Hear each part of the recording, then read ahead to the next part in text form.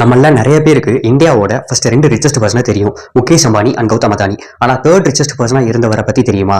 தமிழ்நாட்டுல தூத்துக்குடி பக்கத்துல இருக்க மூளைப்பொழி அப்படின்ற ஊர்ல பிறந்த அவர் கோயம்புத்தூரோட பிஎஸ்டி டெக் காலேஜ்ல எலக்ட்ரிக்கல் அண்ட் எலக்ட்ரானிக் இன்ஜினியரிங் முடிக்கிறாரு. முடிச்ச அவர் பூனேல இருக்க வால்சன்ஸ் குரூப் கம்பெனில வேலைக்கு சேர்ந்து கொஞ்ச நாளே ரிசைன் பண்ண இவர் அவரோட ஃப்ரெண்ட்ஸ் கூட சேர்ந்து மைக்ரோகோம் அப்படின்ற டிஜிட்டல் கால்குலேட்டர் செல் பண்ற கம்பெனியை ஸ்டார்ட் பண்ணி 1976ல HCL ஸ்டார்ட் பண்ணி 1980ல இருந்து பிசினஸ் பூம் ஆகி படிப்படியாக வளர்ந்து 2024ல் அவரோட நெட்வொர்த் 36 பில்லியன் அமெரிக்கன் டாலர்ஸாக இருக்கு. இந்தியன் ருபீஸ்ல 3 லட்சம் கோடி ரூபாய் அவரோட நெட்வொர்த்தா இருக்கு. ஒரு நாளுக்கு 90,000 கோடி சம்பாதிக்கிற அவங்களோட ஃபேமிலி பெர் டேக்கு 5.6 கோடி டொனேட் பண்றாங்க. அதாவது வருஷத்துக்கு 2000 கோடிக்கு மேல டொனேட் பண்றாங்க. ரத்தன் டாடா பத்தி நிறைய பேருக்கு தெரியும். அவர் அளவுக்கு யாராலையும் டொனேட் பண்ண முடியாது. ஆனா அவருக்கு அப்புறம் இவர் தான் அதிகமா டொனேட் பண்ணிட்டு இருக்காரு.